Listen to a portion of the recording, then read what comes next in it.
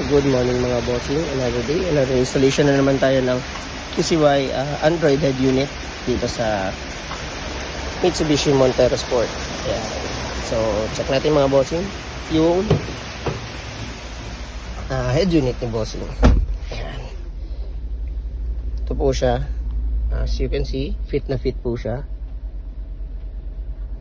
Ayan, then free na po yung panel natin mga bossing pag nag-avail kayo ng Android head unit natin. So ito po siya. Yan po yung resolution niya. As you can see, napakaganda. 2K resolution na po siya.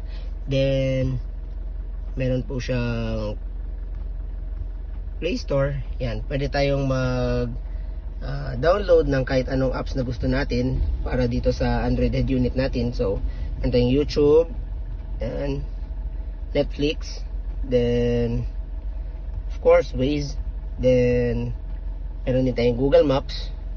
Yan, depende po sa anong gusto nyong gamitin, Waze po ba or Google Maps, meron po tayo nyan. Then ito po palang Android head unit na in-avail ni bossing is camera 360 ready. Yan, 360 ready po siya. Di lang po nag-avail si sir muna ng 360, reverse lang po muna yung pinalagay niya. Yan, so ito po siya mga bossing. Wireless na rin po yung Android Auto niya. Then CarPlay, wireless na po lahat. May YouTube tayo, as you can see. Gumagana po yung steering control natin. Yan. Volume up, volume down.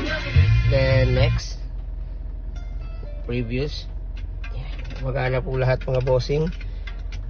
Then 100% plug and play po tayo. Wala po tayong kinat na wires dito sa sasakyan ni bossing. Yan. Then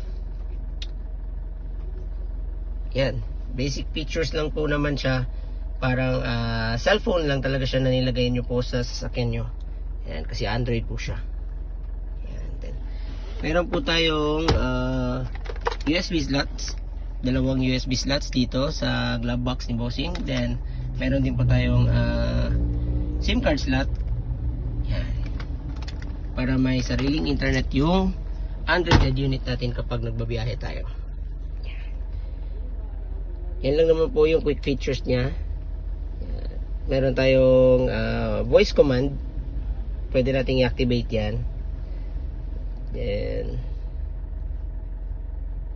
yun, basic features lang naman po siya. Then meron po tayong DSP. Pwede po nating i-control yung tunog ng mga speakers natin base sa gusto nating tunog. Yan. Yan, pwede natin i-center yung kung saan pwedeng ilakas yung speakers. Then yun lang naman po yung basic features niya. And then pag nag-reverse tayo, automatic din po yan lalabas. Yan. So for more inquiries mga bossing, just visit us here sa Bara Opol. Yan, Zone 7 Diversion Road, Bara Opol. Yan, Misamis Oriental.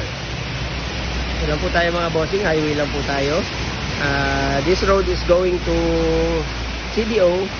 Yan, sa westbound na terminal. Ganito rin po yung road papuntang Iligan, Zamboanga, Pagadian po. So kitang kita naman yung signage natin mga bossing. Visit us here mga boss. Peace.